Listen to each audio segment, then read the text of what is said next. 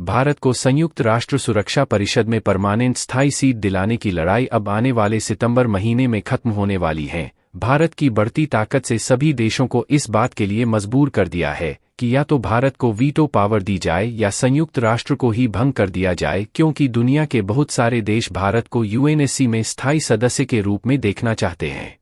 America, रूस, France और Britain के बाद अब खुद संयुक्त राष्ट्र महासभा के अध्यक्ष डेनिस फ्रांस ने भी भारत को परमानेंट सदस्यता दी जाने के लिए तैयारी पूरी कर ली है। इससे पहले ब्रिटेन और दुनिया के सबसे अमीर उद्योगपति एलोन मस्क ने भी भारत की परमानेंट स्थायी सीट की बात कही थी। अंतर्राष्ट्रीय शांति और सुरक्षा बनाए रखने में संयुक्त राष्ट्र सुरक्षा परिषद हमेशा विफल होती आई है। संयुक्त राष्ट्र की सुरक्षा परिषद जिस रूप में फिलहाल है, वह विश्व इतिहास के उस काल को याद दिलाती है जो अब बीत चुका है, जो तब से लेकर अब तक दुनिया काफी ज्यादा बदल गई है। यूएनएससी में भारत को शामिल किए जाने से जुड़े सवाल पर यूएनजी अध्यक्ष ने कहा है, और मुझे यकीन है कि यह तथ्य जनरल असेंबली के सदस्यों को नहीं पता है, इसलिए मैं चाहता हूं कि सरकार और भारत के लोग परमानेंट आधार पर परिषद की सदस्यता ग्रहण करने के अपने प्रयास में सफल हो बता दें कि भारत लंबे समय से विकासशील दुनिया के हितों का बेहतर प्रतिनिधित्व करने के लिए सुरक्षा परिषद में परमानेंट सीट की मांग कर रहा है। डेनिस जैसी प्रभावशाली हस्तियों के समर्थन से भारत के इस मकसद को पूरा करने में तेजी मिली है। भारत लंबे समय से संयुक्त राष्ट्र में सुधार की मांग करता आया है, जो कि संयुक्त राष्ट्र में भारत की दावेदारी में सबसे बड़ी बाधा चीन बना हुआ है। चीन को डर लगता है कि अगर भारत को परमानेंट सीट मिल जाएगी तो एशिया में उसका प्रभाव कम हो जाएगा, जो कि यही वजह है कि वह दुनिया के सबसे प्रभावी संस्थान से भारत को बाहर रखने के लिए तमाम बातें बनाता है। यही नहीं, चीन अपने दोस्त पाकिस्तान के साथ मिलकर भारत के खिलाफ अभियान भी चलता रहता है, लेकिन अब पाकिस्तान तो क्या चीन की भी नहीं चलने वाली है।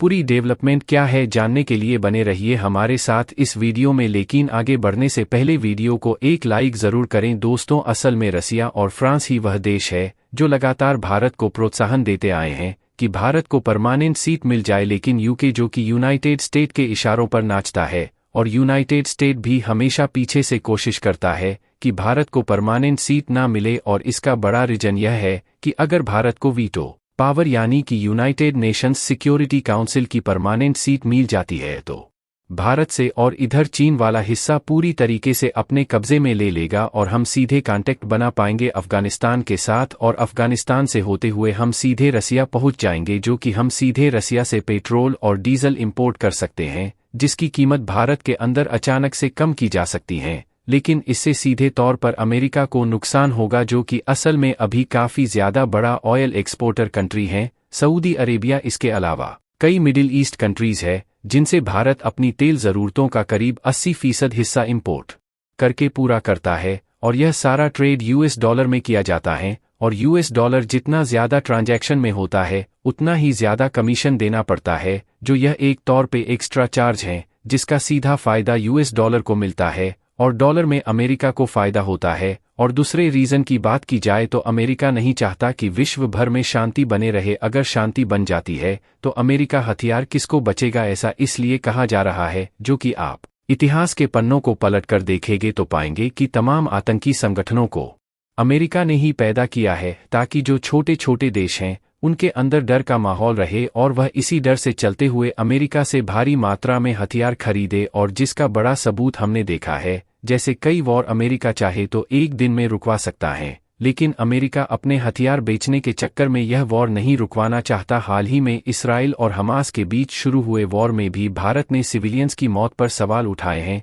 इसके बावजूद भी अमेरिका ने काफी बड़ी संख्या में हथियारों की सप्लाई इसराइल को भेज दी। आज अमेरिका, रूस, चीन जैसे बड़े देश दुनिया के छोटे देशों के होने वाली समस्याओं का हल नहीं निकल पा रहे हैं, और ना ही वह यूएनओ को सहायता करने देते हैं। लेकिन जहां पर भी लोगों की जान जाती है वहां पर भारत हमेशा से ही बोलता आया है। भारत हमेशा से ही विश्व शांति के लिए यूएनओ में अपनी सेना को भेजता आया है। तुर्की, नेपाल जैसे में आए भूकंप में पीड़ित की मदद का मामला रहा हो, या फिर कोरोना की वैक्सीन दुनिया में कई देशों को मुफ्त में देने की बात रही हो, या फिर जीरो हंगर का मुद्दा रहा हो, भारत ने जिस तरह से हर परिस्थितियों में आगे रहने का साहस दिखाया है उसका यूएनओ ने भी समर्थन किया है। पिछले कुछ वक्त में जिस तरह से भारत ने हर जगह बढ़ चढ़कर सबकी सहायता की है, इसका फायदा अब भारत को मिलने वाला है। हाल ही में भारत के नेशनल डिजास्टर मैनेजमेंट अथॉरिटी के टॉप ऑफिशियल को United nation secretary general Antonio Guterres ने डिजास्टर रिस्क रिडक्शन के लिए अपना स्पेशल रिप्रेजेंटेटिव नियुक्त किया था, और ऐसा इसलिए हुआ क्योंकि भारत हर जगह रूस और यूक्रेन युद्ध से लेकर इसराइल हमास युद्ध तक के पीड़ितों को मानवीय सहायता पहुंचाता रहा है। भारत ने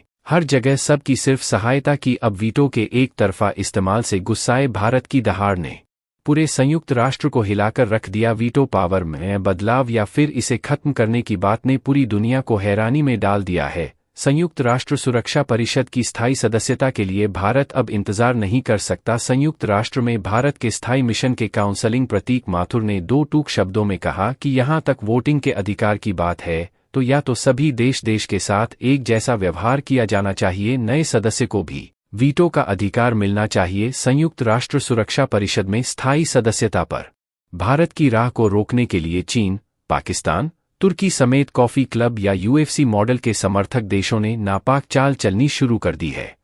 ये देश अब संयुक्त राष्ट्र सुरक्षा परिषद में सुधार के यूएफसी मॉडल पर जोर देने लगे हैं, जिसमें न तो स्थायी सदस्य देशों की संख्या बढ़ती और न ही अफ्रीकी देशों का प्रतिनिधित्व अच्छे से हो पाता। भारत ने कॉफी क्लब के इसी चाल को भांपते हुए मंगलवार को संयुक्त राष्ट्र के मंच से चीन के इशारे पर कॉफी क्लब की ओर से पेश किए गए इस यूएफसी मॉडल की धज्जियां उड़ा दी। भारत ने कहा कि यूएफसी मॉडल में कई कमियां हैं और यह सुधारों के उद्देश्य को ही पूरा नहीं करता है।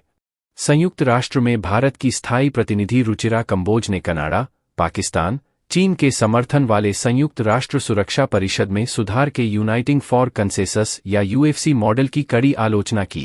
भारत ने कहा कि यह यूएफसी मॉडल अफ्रीका या ग्लोबल साउथ के देशों या स्थायी सदस्यता में बदलाव को सशक्त नहीं बनाएगा।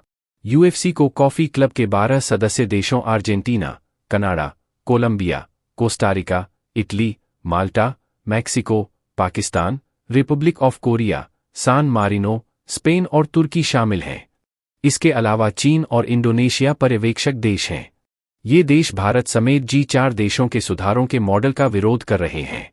रुचिरा कंबोज ने संयुक्त राष्ट्र में सवाल किया, यूएफसी मॉडल कैसे अफ्रीका, लैटिन अमेरिका और एशिया का प्रतिनिधित्व करेगा, वह भी तब जब अफ्रीका खुद ही मांग कर रहा है कि सदस्यता का दोनों ही श्रेणियों में विस्तार किया जाए।